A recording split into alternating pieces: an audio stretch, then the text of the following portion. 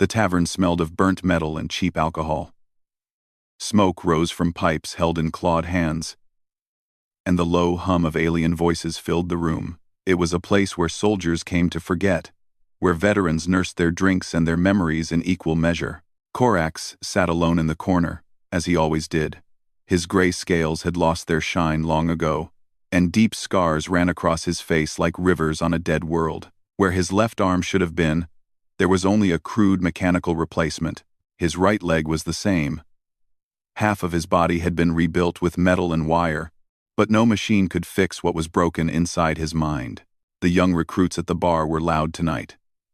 There were 6 of them, fresh from training, their scales still bright, and their eyes still full of pride. They had never seen real war. They had only heard stories, and the stories they believed were lies. One of them, a tall one with golden scales, laughed loudly and slammed his drink on the counter. His name was Vekis, and he was the loudest of them all. Humans, Vekis said with disgust. I cannot wait to face them in battle. Soft little creatures with no claws, no scales, no natural weapons. They bleed so easily. One good strike, and they fall. The others laughed with him. They had all heard the propaganda. Humans were weak, humans were slow, humans were nothing compared to the mighty Vekthari Empire. Corax took a long drink from his cup. The liquid burned his throat, but he barely felt it anymore. He had stopped feeling most things years ago. I heard they cry when they are wounded, another recruit said.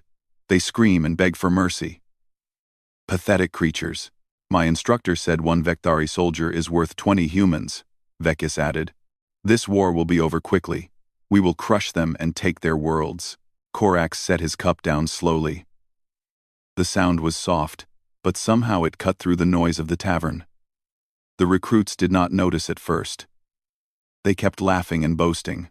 When I face my first human, Vekis continued, I will make it slow. I will show them what real warriors look like. You will die. The words came from the corner, from the scarred veteran with the mechanical limbs. Corax did not raise his voice. He did not need to. Something in his tone made the entire tavern go quiet. Vekis turned around, his golden scales catching the dim light. He looked at Corax with confusion and annoyance. What did you say, old one? Corax stood up slowly. His mechanical leg made a grinding sound as he walked toward the bar. Each step was heavy, deliberate. The recruits watched him approach. And for the first time, they noticed the full extent of his injuries. The missing arm, the missing leg, the scars that covered every visible part of his body, the eye that was no longer there, replaced by a glowing red sensor. I said you will die, Corax repeated. He stopped in front of Vekis and looked down at him. Even with his broken body, he was still taller than the young recruit. If you face humans with that attitude, you will die screaming. And they will not give you mercy, because you do not deserve it. Vekis tried to hold his ground, but something in the old veteran's gaze made him take a step back. Who are you? One of the other recruits asked. His voice was smaller now, uncertain. My name is Corax, the veteran said. I fought in the human Vekthari border wars. 3 engagements. 47 combat missions. I was part of the 7th Assault Battalion. He paused and let the words sink in. I am the only one left. The silence in the tavern was complete. Even the bartender had stopped moving. Everyone knew about the 7th Assault Battalion. They had been the best of the best. 300 elite soldiers sent to crush the human resistance on the frontier worlds. The news reports had said they were victorious. The news reports had lied. That is impossible, Vekis said. But his voice had lost its confidence. The 7th Battalion won every battle. They told you we won? Corax laughed. But there was no humor in it. It was the laugh of someone who had seen too much death. We did not win. We survived. Some of us. For a while, he pulled up a chair and sat down at their table without asking permission. The recruits did not object. They were too stunned to speak. You want to know about humans? Korak said. You want to know what you will face when you go to war? Then listen carefully. Because I will only tell you this once. And when I am finished, you will understand why I drink alone, why I cannot sleep without seeing their faces, why half of my body is made of metal, and the other half wishes it was dead. He ordered another drink and waited until it arrived. The recruits sat in silence, their earlier bravado completely gone. Let me tell you about a human named Jake Morrison, Korax began. He was just one man. One wounded, bleeding, dying man.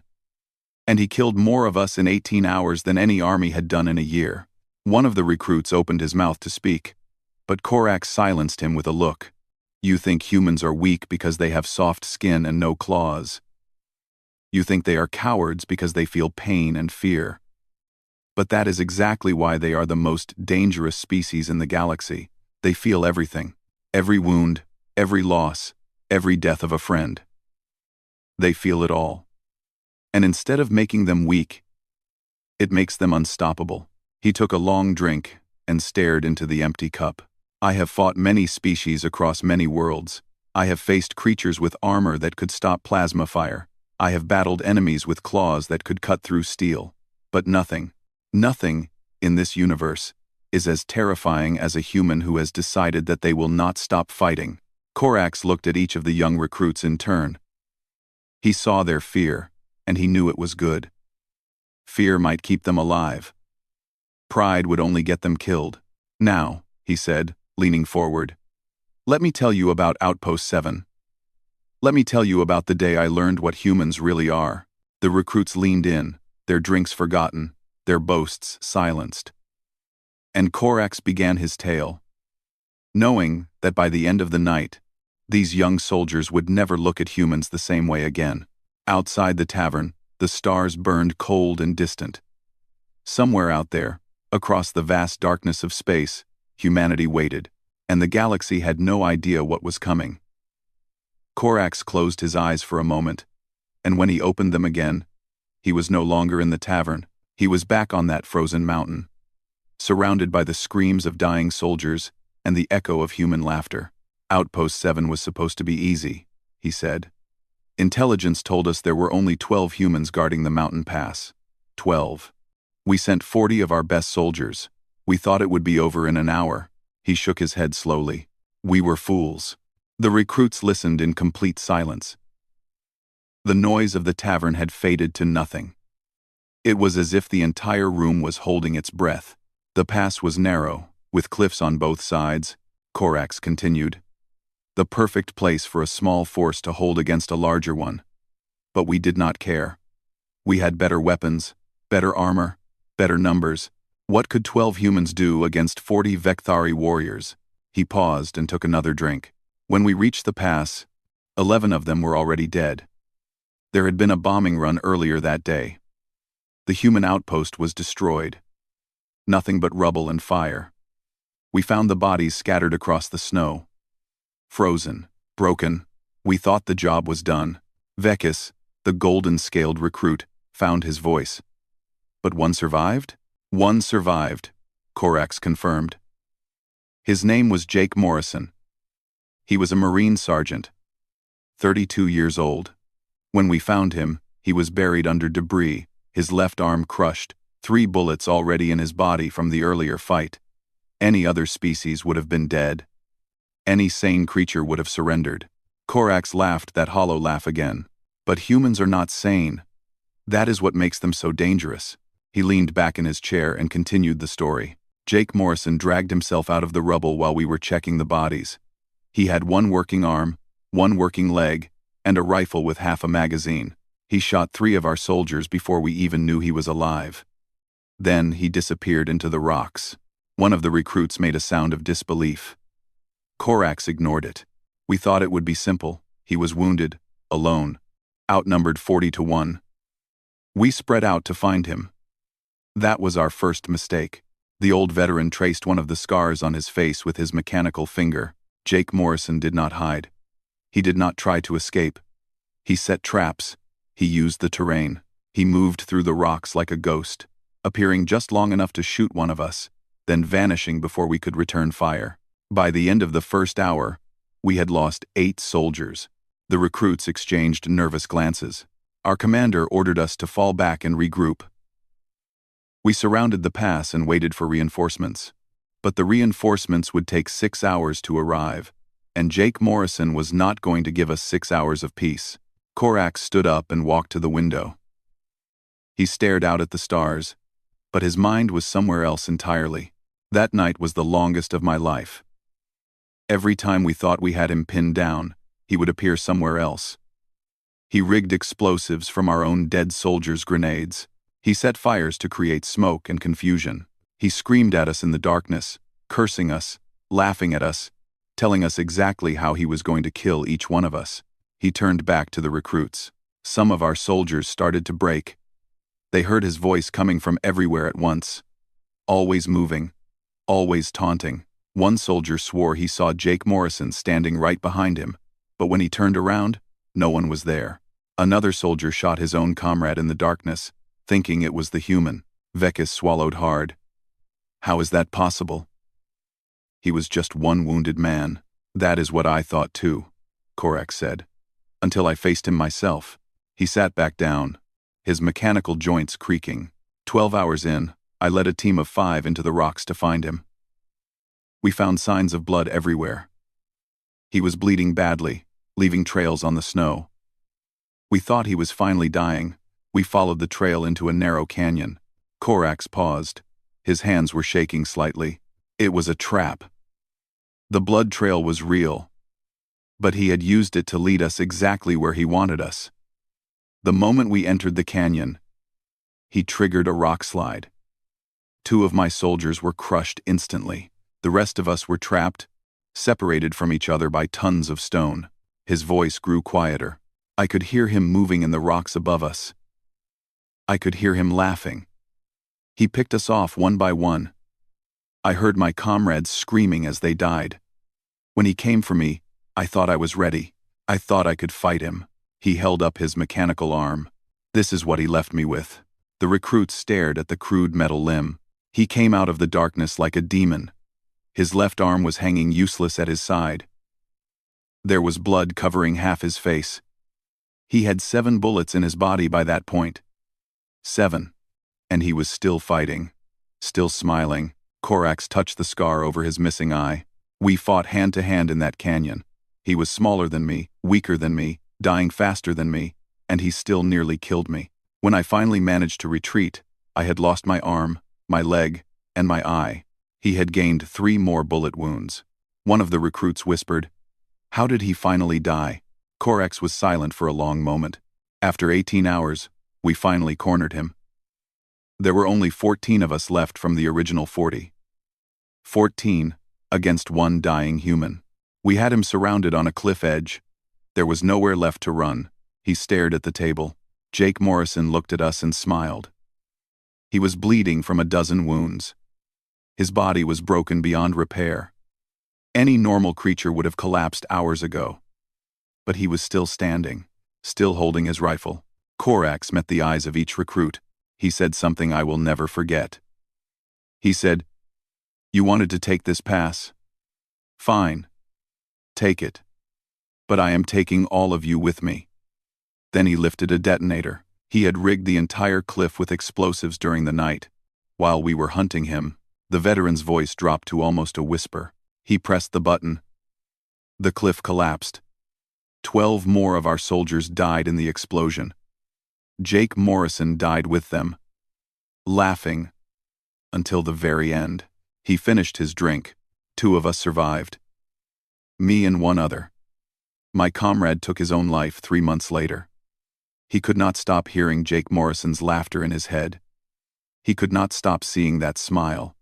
Korax looked at the recruits with his 1 remaining eye. 1 wounded human, 18 hours, 40 of our best soldiers, and he won. That is what humans are. That is what you will face. And if you think your strength and your claws will save you, you are already dead. The recruits sat in stunned silence. Their drinks sat untouched. Their earlier boasts seemed like distant memories from another lifetime. Korax ordered another drink. The night was young, and he had more stories to tell. Darker stories. Stories that would haunt these young soldiers forever, but that was good. Fear would keep them alive. Pride would only feed them to the humans. The tavern had grown colder. Or perhaps it only felt that way. The recruits sat huddled together, their earlier confidence replaced by a deep unease. They had come here to drink and boast about the humans they would defeat. Now they were afraid to speak. Corax noticed their fear and nodded slowly. Good. They were learning. Jake Morrison was a warrior, he said after a long pause. A soldier born for combat.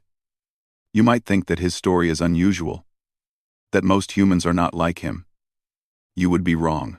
He leaned forward, his mechanical arm resting on the table. Let me tell you about Amy Chen. She was not a warrior, she was a medic. Her job was to heal, not to kill. She had never fired a weapon in combat before the day we captured her. And yet she became one of the most terrifying humans I ever encountered. 1. Vekis shifted uncomfortably in his seat. A healer? What could a healer possibly do? Everything. Corax replied. Because humans do not think the way we do. They do not separate their roles the way we do. A Vectari medic would surrender if captured. A Vectari medic would cooperate to save their own life. But Amy Chen was human, and humans do not surrender. They adapt. He ordered another drink and began the second tale. This happened during the siege of Kulthor Prime. We had surrounded a human field hospital. There were 40 wounded human soldiers inside and only 6 medical staff to care for them. We expected an easy capture. We wanted prisoners for interrogation. The bartender brought his drink, and Corax took a long sip before continuing. When we breached the building, 4 of the medical staff surrendered immediately. They were smart. They knew they were outmatched. But Amy Chen and one other nurse refused. They barricaded themselves in the surgical ward with 20 of the most critical patients. He shook his head. We gave them 1 hour to surrender. We thought they would see reason. Instead, Amy Chen used that hour to prepare. One of the recruits asked quietly, "Prepare for what?" "For escape," Corax said. "For survival. For revenge." He traced a pattern on the table with his finger, as if drawing a map. When we finally broke through the barricade, Amy Chen was gone. So were 2 of the wounded soldiers, the ones who could still walk.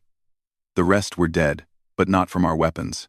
She had given them peaceful deaths rather than let them be captured. She had ended their suffering with the same hands that had tried to heal them. Vekis made a sound of disgust. She killed her own people? She showed them mercy, Corax corrected. In human culture, it is considered honorable to spare someone from torture. She knew what we would do to wounded prisoners. She made sure they never had to experience it. The old veteran's voice grew colder. We searched for her for 3 days. Kulthor Prime was a jungle world. Hot and thick with vegetation. We had thermal sensors, tracking drones, 500 soldiers combing every meter of ground, and we could not find her. He paused to let that sink in. On the 3rd day, we found the other nurse. He was dead, killed by local predators. We thought Amy Chen would be dead soon too. A human medic alone in an alien jungle, carrying 2 wounded soldiers. It was impossible. And Corax laughed bitterly. But humans do not believe in impossible. He continued the story, his voice dropping lower. On the 5th day, one of our patrol units went missing. We found them 2 days later. All 8 soldiers were dead. Some had been killed with their own weapons. Others had been killed with medical tools, scalpels and needles and surgical lasers. One had been poisoned with medications stolen from our own supplies. The recruits stared at him in horror. Amy Chen had stopped running. She had started hunting. Vekis gripped the edge of the table. How is that possible? She was just a medic. She understood bodies, Corax explained. She knew exactly where to cut to cause the most damage. She knew which chemicals would kill fastest. She knew how to move silently, how to approach without being detected. And she had something we did not have. She had nothing left to lose. He stood up and paced slowly around the table. Over the next 2 weeks, Amy Chen killed 37 of our soldiers. She used traps made from jungle vines and stolen explosives. She poisoned water supplies. She crept into camps at night and killed sentries without making a sound. Our soldiers started refusing to sleep. They started shooting at shadows. One of the recruits whispered, "Did she ever get the wounded soldiers to safety?" Korax nodded. She did. 3 weeks after the siege, she walked into a human outpost carrying both of them. She had dragged them through 200 kilometers of enemy territory. She had gone 3 days without sleep. She had been wounded twice and had treated her own injuries with battlefield surgery. He paused and looked at the recruits. But the most terrifying part of her story is not the killing. It is what happened when we finally tracked her down. The tavern was completely silent. On the 20th day, we managed to hit her with a tracking dart. She was wounded and exhausted. And we finally had her location. We sent 100 soldiers to capture her. We wanted her alive. We wanted to understand how one human medic had done so much damage. Korax sat back down heavily. We cornered her in a cave system. She was out of ammunition, out of supplies, out of options. But she was not out of fight. When we moved in to capture her, she took a scalpel and cut into her own shoulder. Right there in front of us, she performed surgery on herself to remove the tracking chip we had put in her. Vekis looked like he was going to be sick. She did not scream. She did not cry. She just looked at us with those cold human eyes and smiled. Then she threw the bloody chip at our feet and disappeared into the tunnels. We searched those caves for 2 days. We never found her. Korax finished his drink. Amy Chen reached friendly lines the next week. She had saved her 2 patients. She had killed 37 Vekthari soldiers. And she had never been trained for combat. She was just a medic who refused to give up. He looked at each recruit in turn. That is what you need to understand about humans. It does not matter what role they have. It does not matter if they are soldiers or doctors or farmers or children. When you push them, when you threaten what they love, they become something else entirely. They become weapons. Vekis found his voice. How do we fight something like that? Korax was silent for a long moment. I do not know, he admitted. I have been asking myself that question for 20 years. The only answer I have found is this. Do not fight them unless you have no other choice. And if you must fight them, never give them time to adapt. Never let them think. Never let them plan. He tapped his mechanical leg against the floor. Because if you give a human time, they will find a way to destroy you. They always do. The recruits sat in stunned silence. Outside, the stars continued to burn, indifferent to the tales of horror being shared in a small tavern on the edge of the galaxy. And somewhere out there, humans were waiting. The night had grown deeper, and the tavern had emptied. Only Korax and the 6 recruits remained, locked in a conversation that none of them would ever forget. The bartender had stopped pretending to work and was listening from behind the counter, his own face pale with fear. Korax poured himself another drink. His hands had stopped shaking, but his eye had grown distant, lost in memories that would never fade. You have heard about individual humans, he said slowly. A wounded Marine who held a mountain pass. A medic who became an assassin. But let me tell you what happens when humans work together. Let me tell you about the Ghost Squad. Everyone. Vekis had given up trying to appear brave. He sat hunched in his seat, clutching his drink like a lifeline. What happened? He asked quietly. New Montana happened, Korax replied. It was a colony world. One of the first we conquered in the border wars. 30,000 human civilians under Vekthari occupation. We thought we had won. We thought the humans had accepted defeat. He shook his head. We were so very wrong. The old veteran leaned back and began the third tale. There was a reconnaissance team that refused to evacuate when we took the planet. 4 soldiers who stayed behind when everyone else fled. Their mission was supposed to be simple. Observe and report. Gather intelligence for a future counterattack. Nothing more. He counted them off on his mechanical fingers. Sergeant Danny Cole was the leader. 28 years old. 10 years of special operations experience. Lisa Park was the sniper, the best shot in her entire division. Ben Harper was the explosives expert, a quiet man who could make a bomb out of anything. And Chris Vance was the communications officer, the one who kept them connected to human command. Corex paused. For the first 2 months, they did exactly what they were supposed to do. They hid in the mountains, watched our movements, and sent reports back to human command. We had no idea they existed. They were ghosts. One of the recruits asked, "What changed?" "We started executing civilians," Corex said flatly. Some of the colonists were helping the human resistance on other worlds, sending information, hiding supplies. When we found out, we made examples of them. Public executions in the town squares. His voice grew colder. Danny Cole watched one of those executions through his scope. The victims were a family. A father, a mother, and 2 children. The father had sent a single message to the human fleet. Just one message. And we killed his entire family for it. Corax met the eyes of the recruits. That night, 3 of our officers were found dead in their quarters. Their throats had been cut so cleanly that they never even woke up. There were no witnesses, no evidence, no tracks, just 3 dead officers and a message written in blood on the wall. Vekis asked, "What did the message say?" It said, "We are watching, we remember, we are coming." The tavern seemed to grow colder. That was the beginning, Corex continued. Over the next 6 months, the Ghost Squad turned New Montana into a nightmare for our occupation force.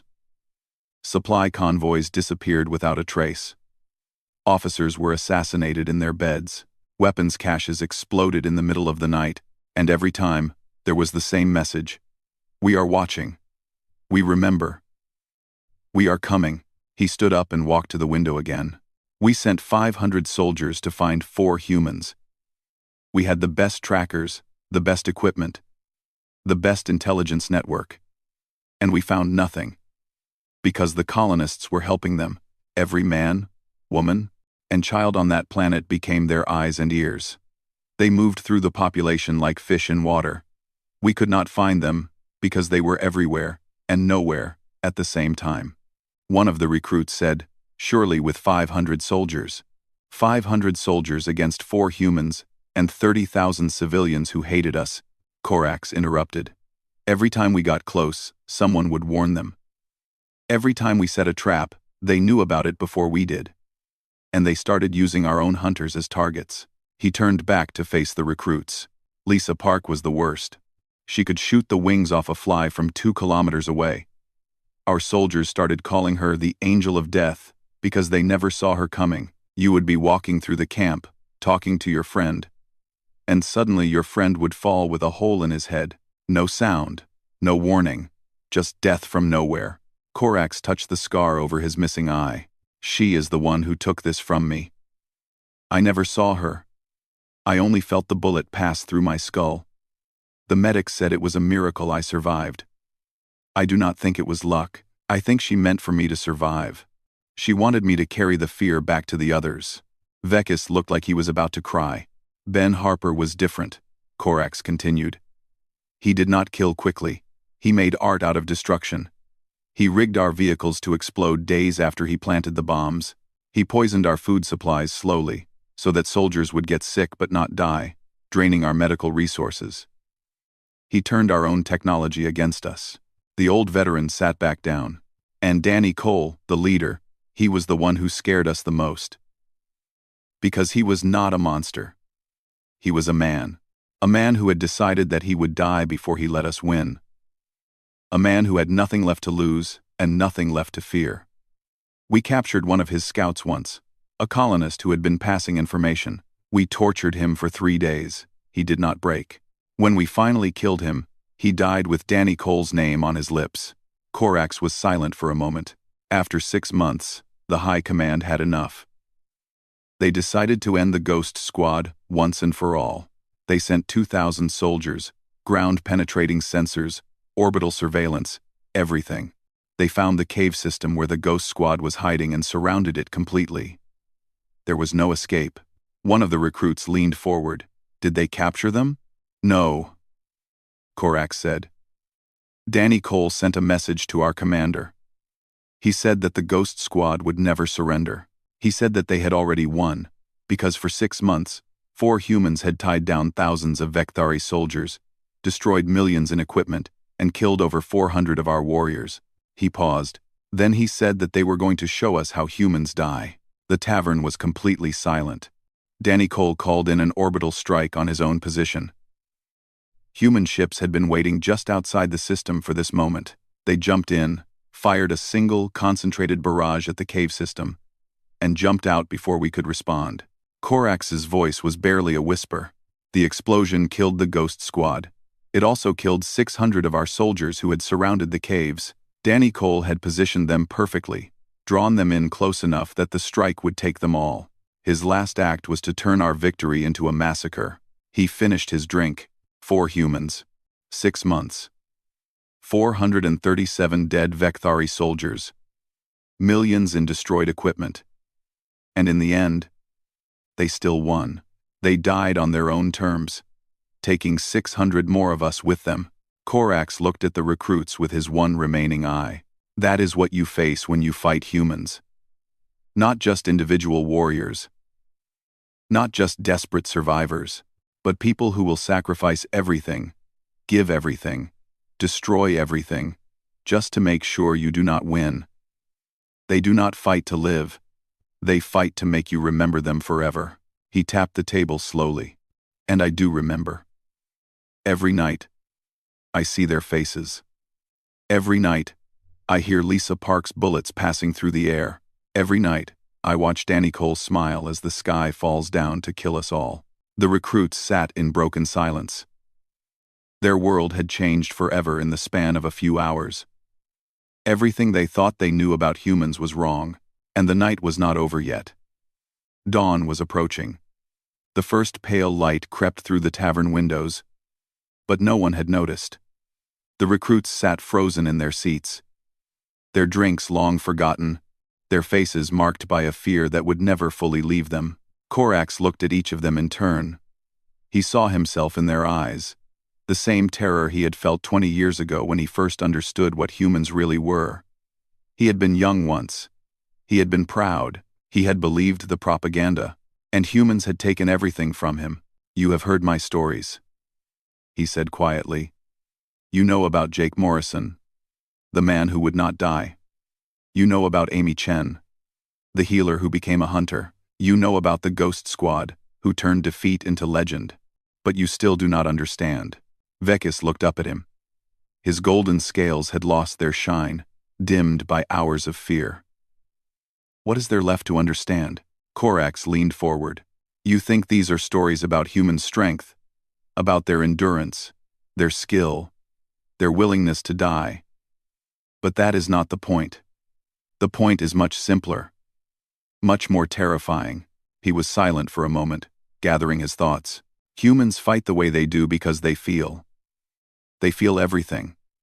Every pain, every loss, every fear, every love. They do not have the ability to turn off their emotions like we do. They cannot suppress their attachments like the Kelvori. They cannot enter battle calm like the Morthax. They feel everything, always, at full intensity. One of the recruits said, but that should make them weak. That is what we thought, Korax agreed. That is what everyone thinks. But we were wrong. Their emotions do not make them weak. Their emotions make them unstoppable. He stood up and walked to the center of the tavern. When Jake Morrison held that mountain pass, he was not fighting for territory. He was fighting for his dead friends, buried in the rubble behind him. Every bullet he fired was a scream of rage and grief. Every hour he survived was a tribute to people he had loved. He did not feel less pain than we did. He felt more, and he used that pain as fuel. Korax's voice grew stronger. When Amy Chen killed 37 of our soldiers, she was not fighting to survive. She was fighting for the 2 wounded men she had sworn to protect. She had made a promise to them, and she would rather die than break it. She felt their pain, as if it were her own. She carried them through the jungle because leaving them behind was simply not possible for her. He pointed at the recruits. When the Ghost Squad sacrificed themselves, they were not seeking glory. They were fighting for the colonists who had helped them, for the family that had been executed, for every person who had suffered under our occupation. They felt the weight of 30,000 lives on their shoulders, and they were willing to die to set an example. Corax walked back to the table and sat down. That is the secret of humans. That is why no one who fights them ever survives intact. Because when you face a human, you are not just facing a soldier. You are facing everyone they have ever loved. Everyone who has ever hurt them. Everyone who is counting on them. You are facing the combined weight of every emotion they have ever felt, turned into a weapon and pointed directly at you. The silence in the tavern was complete. I survived 3 engagements with humans, Corax said. But I did not really survive. Not the part of me that mattered. He held up his mechanical arm. This I can live with. The lost limbs, the missing eye, the scars. These are just flesh. These can be replaced. He tapped his chest. But this, what is in here? That is broken forever. I cannot sleep without seeing their faces. I cannot close my eyes without hearing Jake Morrison laugh. I cannot forget the way Amy Chen smiled when she cut the tracking chip out of her own shoulder. I cannot stop remembering Danny Cole's voice when he called in the strike that killed his own team. His voice dropped to a whisper. Every veteran who has faced humans in close combat ends up like me. Some go mad. Some take their own lives. Some just stop feeling anything at all. The lucky ones learn to live with the nightmares. But no one comes back whole. Vekis asked the question that had been burning in all of them. Then why did the war end? Why did we sign a treaty?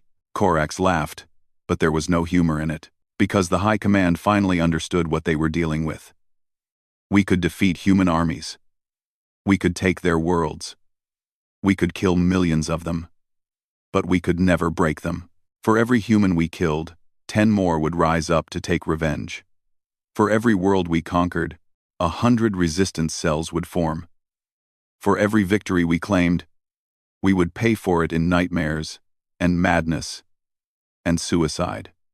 He looked out the window at the rising sun. The High Command calculated the cost of total war against humanity. Not in soldiers or ships or resources. In minds. They calculated how many veterans would be lost to madness, how many soldiers would refuse to fight, how many families would be destroyed by the trauma their warriors brought home. He turned back to the recruits. The numbers were unacceptable. We could win the war and lose our civilization. So we signed the treaty. Not because we were defeated on the battlefield. Because we were defeated in our heads. Corax stood up for the final time. That is my warning to you, young ones. That is why I drink alone in this tavern every night. That is why I am telling you these stories, instead of letting you learn for yourselves. He walked toward the door. If you ever face humans in battle, fight hard and fight fast. Do not give them time to think. Do not try to break their will. And above all, do not kill their loved ones in front of them. Because a human who has nothing left to lose is the most dangerous thing in the universe. He stopped at the door and looked back one final time. I have told you everything I know. I have shown you my scars, my missing pieces, my broken mind. Now you must choose what to do with this knowledge. You can ignore it and die like fools. Or you can remember it and maybe, just maybe, survive. Corax opened the door. The morning light spilled in, harsh and real. If you ever fight humans, pray for a quick death. Because the slow death, the one that comes from watching them refuse to give up, from feeling their emotions burn through your defenses, from carrying their faces in your memory forever, that death never ends. He walked out into the dawn, leaving 6 shattered recruits behind him. The tavern was silent for a long time after he left. The recruits sat in their seats, staring at nothing. Their dreams of glory had turned to ashes. Their boasts had become dust. Finally, Vekis spoke. His voice was small and broken. What do we do now? No one answered. There was nothing to say. Outside, the sun rose over a galaxy where humanity waited. A species that felt everything, feared nothing, and forgot no one. And somewhere in the light, humans were smiling, because they knew that wherever they went, whatever they faced, They would never, ever give up. That was their gift. That was their curse. And that was why the universe would always remember their name.